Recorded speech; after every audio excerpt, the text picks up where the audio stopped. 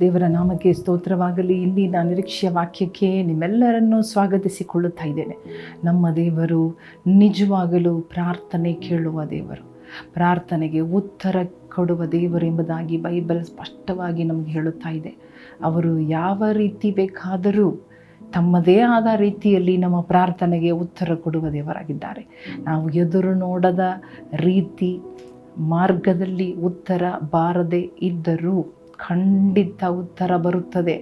ದೇವರ ದಾರಿಯಲ್ಲಿ, ದೇವರ ರೀತಿ, ದೇವರ ಇಷ್ಟ ಪ್ರಕಾರವಾಗಿ ಉತ್ತರ ಬರುತ್ತದೆ. ನೀವು ಅದನ್ನು ಅನುಭವಿಸುತ್ತಾ ಇದ್ದೀರಿ, ಅದನ್ನು ಗಮನಿಸಿ ನೋಡ್ರಿ. ಹಲ್ಲೆಲೂಯಾ.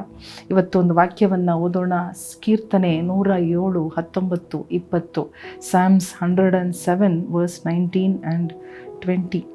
ಅವರು ತಮ್ಮ ಇಕ್ಕಟ್ಟಿನಲ್ಲಿ ಯೆಹೋವನಿಗೆ ಮೊರೆಯಿಡಲು ಆತನು ಅವರನ್ನು ಕಷ್ಟದಿಂದ ತಪ್ಪಿಸಿದನು.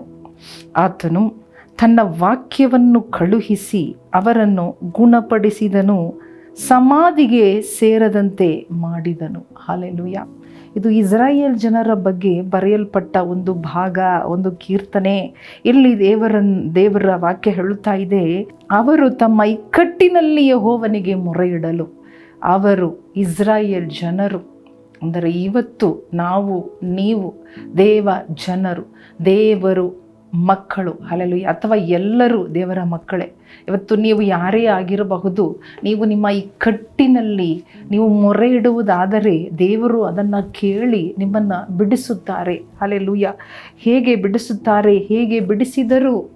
ಹೇಗೆ ಮುಂದೆ ಬಿಡಿಸುತ್ತಾರೆ? ತಮ್ಮ ವಾಕ್ಯವನ್ನು ಕಳುಹಿಸಿ.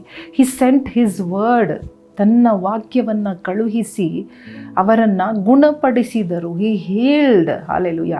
Today he can heal you and he will heal you by sending his word. ಆತನ ಮಾತು, ಆತನ ವಾಕ್ಯವನ್ನು ಕಳುಹಿಸಿ.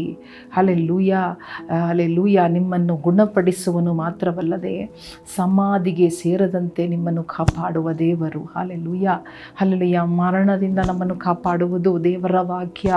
ನಮ್ಮ ಶರೀರಕ್ಕೆ ಗುಣ, ನಮ್ಮ ಮನಸ್ಸಿಗೆ, ನಮ್ಮ ಆತ್ಮಕ್ಕೆ ಬೇಕಾದ ಸೌಖ್ಯ ದೇವರ ವಾಕ್ಯದಿಂದಲೇ, ದೇವರ ಮಾತುಗಳಿಂದಲೇ ಆದ ಕಾರಣನೇ ಪ್ರತಿದಿನ ನಿಮಗೆ ನೇರವಾಗಿ ನಿಮ್ಮನ್ನು ಹುಡುಕೊಂಡು ನಿಮ್ಮ ಮನೆ ಬಾಗಿಲಿಗೆ ದೇವರ ವಾಕ್ಯವನ್ನು ದೇವರೇ ಕಳಿಸುತ್ತಾ ಇದ್ದಾರೆ. ಹಲ್ಲೆಲೂಯಾ.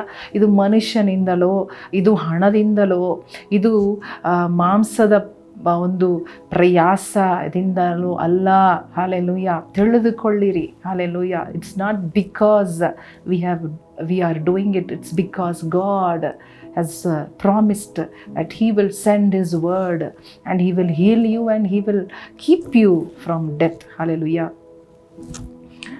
ಸಮಾಧಿಗೆ ಸೇರದಂತೆ ಕಾಪಾಡುವ ದೇವರು. Hallelujah. Think about that word. ಸಮಾಧಿಗೆ ಸೇರದಂತೆ. ಹಲ್ಲೆಲೂಯಾ. ಅಂದರೆ ಇವತ್ತು ನಾವು ಎಂದೋ ಸಮಾಧಿಗೆ ಸೇರಬೇಕಾದವರು, ಆದರೆ ದೇವರು ತನ್ನ ವಾಕ್ಯದಿಂದ ನಿಮ್ಮನ್ನು ನಮಗೆ ಅರಿಯದ ರೀತಿಯಲ್ಲಿ, many times we don't realise that only the word of God. ದಾವೀದ ಹೇಳುತ್ತಾ ಇದ್ದಾನೆ, ದೇವರೇ ನಿನ್ನ ವಾಕ್ಯ ಇಲ್ಲದೆ ಇದ್ದಿದ್ದರೆ ನಾನು ನುಂಗಿ ಬಿಡಲ್ಪಟ್ಟು ನಾನು ಸಮಾಧಿಗೆ ಸೇರುತ್ತಾ ಇದ್ದೆ, ಎಲ್ಲರಿಂದಲೂ ಮರೆಯಲ್ಪಡುತ್ತಾ ಇದ್ದೆ. ಬಟ್ ನಿನ್ನ ವಾಕ್ಯ, ಹಲ್ಲೆಲೂಯಾ, ಶೋಕ ದುಃಖ ಬರುವಾಗ, ಸೋಲು ಬರುವಾಗ, ಇನ್ನೂ ಸಂತೋಷ ಬರುವಾಗ ಕೂಡ ದೇವರ ವಾಕ್ಯ ನಮಗೆ ಆಧಾರವಾಗಿಯೂ ಬಲವಾಗಿಯೂ ನಮಗೆ ಊಟವಾಗಿಯೂ ಆಹಾರವಾಗಿಯೂ ಇದ್ದ ಕಾರಣ ಇವತ್ತು ದೇವರು ತನ್ನ ವಾಕ್ಯವನ್ನು ಕಳಿಸುವುದರಲ್ಲಿ ನಂಬಿಗಸ್ತರಾಗಿದ್ದಾರೆ. ಹಲ್ಲೆಲೂಯಾ. ಕಣ್ಣು ಮುಚ್ಚಿ ಈ ದೇವರ ವಾಕ್ಯಕ್ಕಾಗಿ ಸ್ತೋತ್ರ ಮಾಡೋಣವ. ಶತಾಧಿಪತಿ ಹೇಳಿದನು, ನೀನು ನನ್ನ ಮನೆಗೆ ಬರುವುದಕ್ಕೆ ನಾನು ಯೋಗ್ಯನಲ್ಲ, ನನಗೆ ಅಧಿಕಾರವಿದೆ, ಆದರೂ ನಾನು ಯೋಗ್ಯನಲ್ಲ. ದೇವರೇ, ನೀನು ಒಂದು ಮಾತು ಹೇಳು, ನನ್ನ ಆಳು ಸ್ವಸ್ಥನಾಗುವನು. Lord, say one word and my hallelujah servant will be healed. That was the faith of a centurion. ಒಂದು ಶತಾಧಿಪತಿಯ ನಂಬಿಕೆ ಆ ರೀತಿಯಾಗಿತ್ತು. ಯೇಸು ಸ್ವಾಮಿ, ನೀನು ದೂರದಿಂದ ಒಂದು ಮಾತು ಹೇಳಿದ್ರೆ ಸಾಕು, ನಿನ್ನ ಮಾತು ಬಂದು ನನ್ನ ಆಳನ್ನು ಸ್ವಸ್ಥ ಮಾಡುತ್ತದೆ.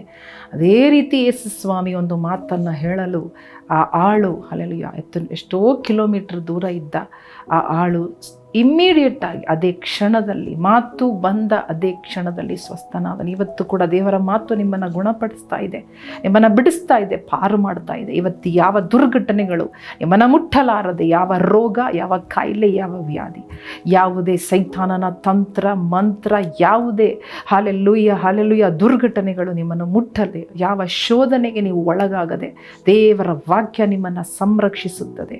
ಯೇಸುವಿನ ನಾಮದಲ್ಲಿ ಬೇಡಿಕೊಳ್ಳುತ್ತೇವೆ ನಮ್ಮ ತಂದೆಯೇ, ಆಮೇನ್. ಪ್ರಿಯ ಸಹೋದರ ಸಹೋದರಿಯರೇ, ತನ್ನ ವಾಕ್ಯವನ್ನು ಕಳುಹಿಸಿ ಯೋಚನೆ ಮಾಡಿರಿ. ಹಾಲೆಲೂಯ, ತನ್ನ ವಾಕ್ಯವನ್ನು ಕಳುಹಿಸಿ, ಅದೇ ಸಹಾಯವನ್ನು ಕಳುಹಿಸಿ ನಮ್ಮನ್ನು ಬಿಡಿಸುವ ದೇವರು. ಇವತ್ತು ದೇವರ ವಾಕ್ಯ ನಿಮಗೆ ಸಾಕು. ದೇವರು ನಿಮ್ಮನ್ನು ಆಶೀರ್ವದಿಸಲಿ.